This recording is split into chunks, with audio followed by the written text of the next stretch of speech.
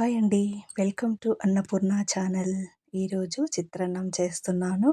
అందుకు ముందుగా ఒక కప్పు తీసుకొని అందులో నిమ్మకాయంత సైజు చింతపండు నానబెట్టుకోవాలి.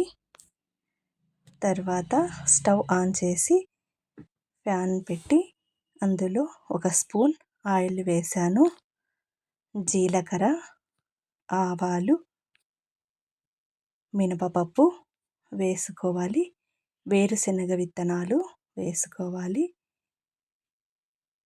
అన్నీ ఒకసారి కలుపుకోవాలి. పచ్చిమిరపకాయలు 3 తీసుకున్నాను. అవి దంచి ఆయిల్లో వేసుకోవాలి. పసుపు హాఫ్ స్పూన్ వేసుకోవాలి. కరివేపాకు కొంచెం వేసుకోవాలి.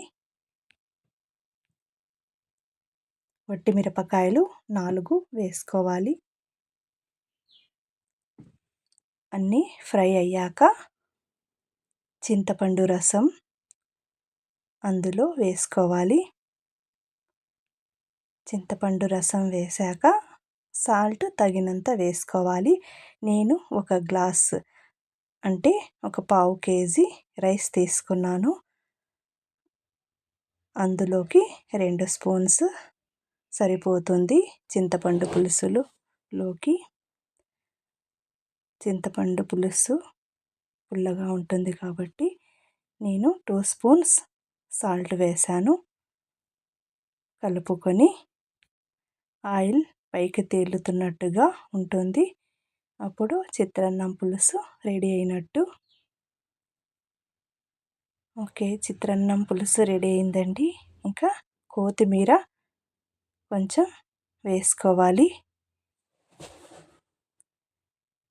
అంతేనండి. ఇంకా రైస్లో వేసుకొని కలుపుకోవాలి. ఒక గ్లాస్ రైస్ ఉడికించి వంచి రైస్ చల్లగయ్యాక ఈ చింతపండు పులుసు వేసి కలుపుకోవాలి. అంతేనండి, టేస్టీ చిత్రాన్నం రెడీ అయింది.